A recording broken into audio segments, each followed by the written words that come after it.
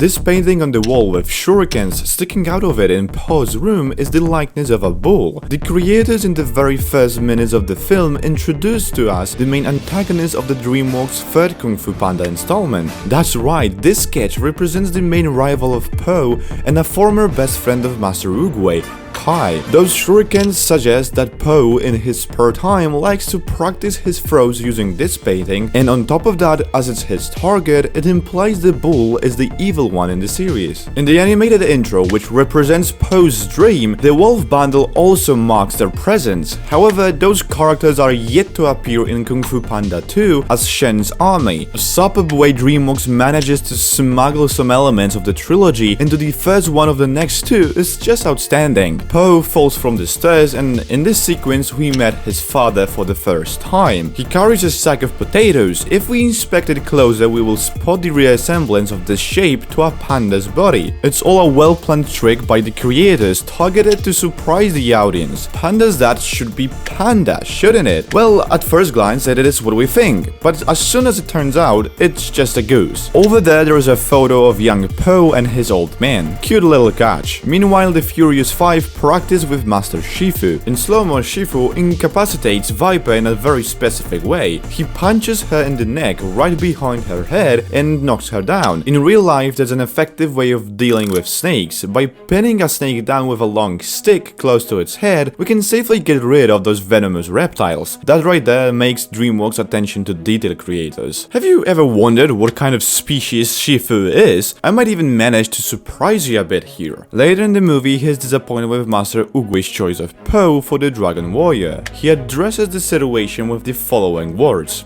Panda? Master, that panda is not the Dragon Warrior. He wasn't even meant to be here. It was an accident. He doesn't understand how a panda is supposed to become a Dragon Warrior. He teases and mocks Po because of this fact. Ironically, Shifu also is a panda, specifically a red panda, in Shifu's case with the dominance of white fur instead of the red. It turns out it's all deliberately arranged. Although those two are in fact pandas, the distinction between those two species is truly tremendous. The little red one furball is often associated with raccoons rather than giant pandas, so Shifu's lack of awareness towards similarity to Po is quite understandable here. Deeper in the room, there is an image of the Peach Tree of Wisdom, which is Oogway's favorite place for meditation and time for reflection. It's self-explanatory why this piece of art is in the Jade Palace. The ceremony of inauguration for the Dragon Warrior takes place. The Furious Five stands imperturbably, don't they? This scene reflects exactly the characters of those five. The way each of them behaves tells us a lot about their personalities. Tigerese, Mantis, and Viper stand straight. They are self-confident and full of composure. Crane and Monkey, on the other hand, start to look around nervously, which indicates how head up those two are. Look at this sign Mantis has on his back. It's a symbol of longevity. Po, struggling to enter the pit, tries a variety of ways just to witness the moment of the Dragon Warrior tournament. He attempts to enter through a small window, eject himself with a tree,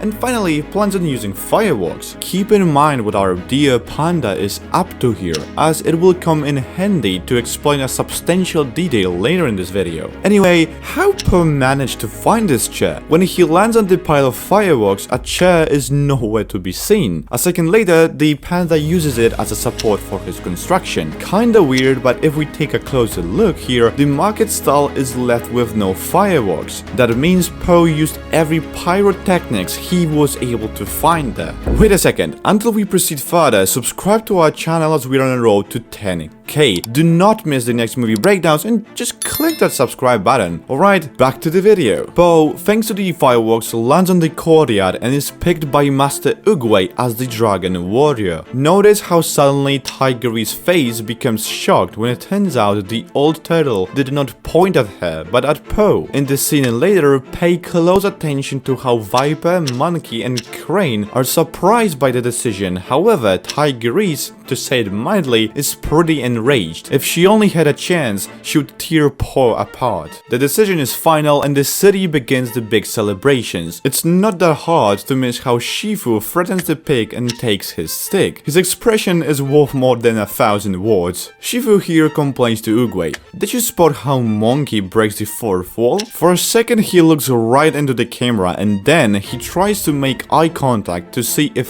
his friends are also as confused as he is. The movie takes us to a different setting. Now we are at Chor Gom. In Cantonese, Chor Gom translates exactly to sitting in prison or in prison. All of the guards are rhinos, only the boss got his horn cut and now he wears a prosthesis, which he actually wears improperly. Commander Vahir is much more deep-carted than you think. His history is related to Master Flying Rhino's armor, which is a part of the decoration in the Jade Palace. The armor owner was a member of the Old Furious 5. His son even appears in the second installment of Kung Fu Panda. The most intriguing part of Vahir's story is that he was likely trained by Master Flying Rhino, who possibly vouched for him to Master Oogway so that he could become the prison's governor. Po in the palace also gazes at the Sword of Heroes, the same one he uses in his dream in the intro. Once again, there's an image of Kai, the main evil figure in the third part of Po's story. He's shown as a young bull which is starting to grow his horns, but even at that time he used two weapons in combat. As is known, his main weapons change from those hammers to two blades similar to those of Kratos from God of War. One of the objects making him thrilled to bits is this weird vase, which he describes as the legendary Urn of Whispering Warriors,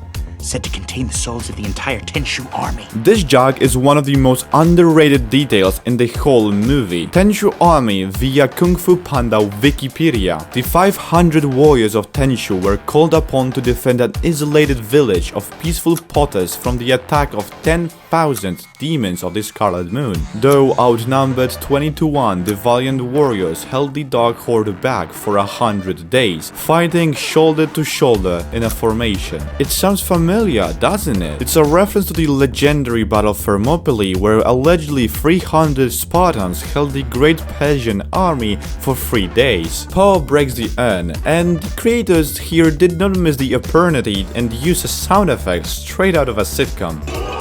Also, as Shifu mocks Po, he also steps on the broken vase, which utters a sound of confusion. In this ridiculous belly. Hey.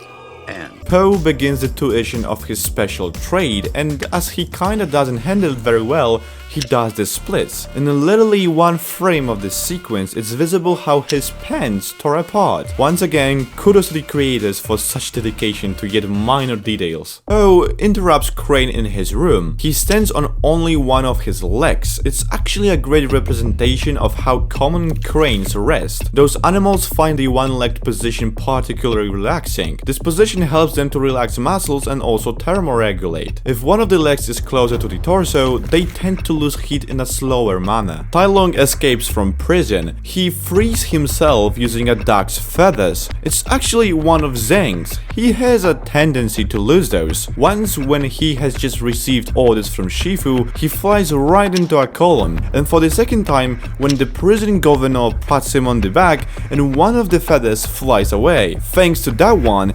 Tailung breaks free. Did you know why he first turns those things off and what they're even for? Kung Fu teachings are based on a vital part of this martial art, the life force or energy present in all things. On the human body, in this case an animal one, there are these ubiquitous force spots. Those sticks decorated with jade figures are placed in those chi spots which drain Tailung's energy and make him incapable of escaping. In the past, Oogway defeated Tailung in a way those devices work by performing some Kung Fu Chi moves. I don't know what it is. Tailung escapes and the absolute slaughter begins. As he kicks one of the guards, a well-known Wilhelm scream blasts out. Prison explodes and Vahir's horn falls next to Zhang. What's here to say? RIP to our guy. Mantis performs acupuncture on Po and he finds the task quite difficult. wait, my fault. I accidentally tweaked his facial nerve.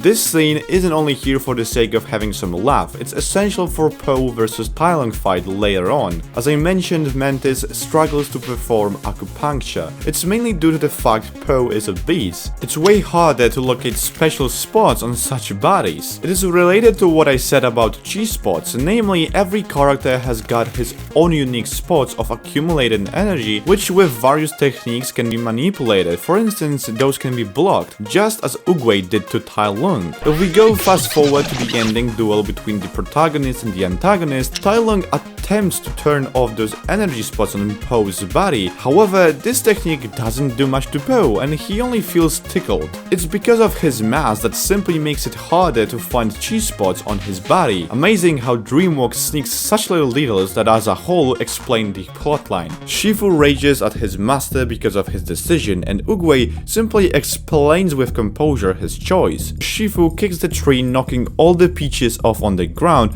of which one manages to hit him in the head. This effortlessly showcases the difference between the master and his student. Oogway lives in harmony, and during his conversation with Po is able to knock off only one peach right into Panda's hands, whilst Shifu is always stressed and bothered. Oogway's cane is also made out of the peach tree of wisdom. In Chinese mythology, the peach is a symbol of immortality. The tree whiffs with Oogway, representing his strong bond with the peach. Shifu, during a conversation with the Dragon Warrior, stops him from leaving by punching him with his cane. Shifu, right before Po's action, anticipates his intentions and prepares himself. Such little details make Shifu a way much more powerful being in our eyes. As a common saying is, cats always land on their feet. Shifu catches Po snacking, who is also doing the splits. Obviously, Shifu spots that, but I would like to point out that Po's pants did not split in half this time. Moreover, over here the stitching is visible. The illusory words that Shifu utters to Panda at the beginning. You actually thought you could learn to do a full split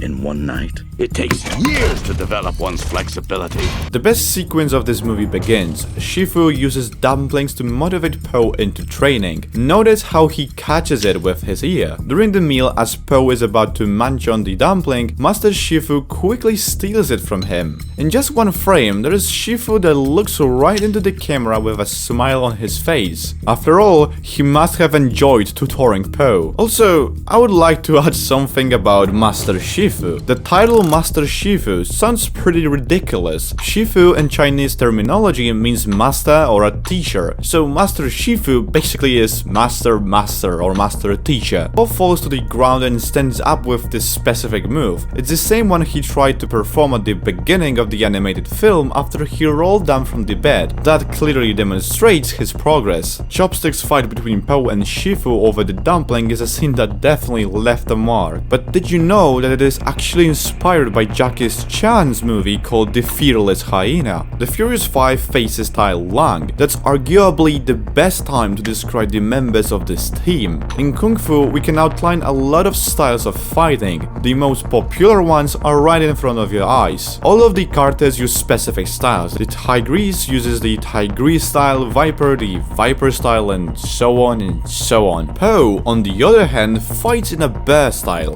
which is pretty not that popular like the rest of them. Tai Lung, he is a snow leopard. This species mainly hunted giant pandas and red pandas, perfectly reassembles the food chain that actually exists in nature. Additionally, notice how her pupils shrink. Top-notch attention to detail. The karaters stand in front of the dragon scroll and are about to open it. For the first time in the movie, Shifu calls Panda by his name. You are Po. He had never used his name, as well as each of the Furious 5 members. This is what makes this scene unique. The scroll turns out to be an empty piece of paper. Shifu orders the evacuation of the whole village. In all that chaos, minor burglars profit from it, stealing like those pigs. They try to smuggle a statue, the same one that stood in front of the gate of Jade Palace. Tailung breaks Oogway's cane and shortly after defeats Shifu. Notice that the same leaves that accompanied the Oogway on his death